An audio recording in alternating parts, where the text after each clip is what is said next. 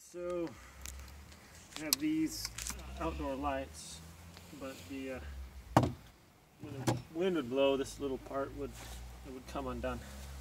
So we're going to pull these out, and we got some pipe. I believe this is 1/2 inch.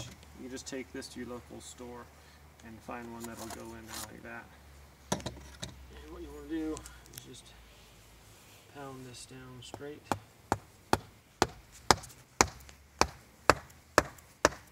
Now it's going to take some ground out of there, so you can pull that out, use your little stake, and you punch that dirt out of there. Just like that. Okay. And then put this in the rest of the way. Just going to tap it into the ground there. And make it nice and level with that. That way when you put your light in there, it's not going to blow over when the wind blows. So. Alright, thanks for watching.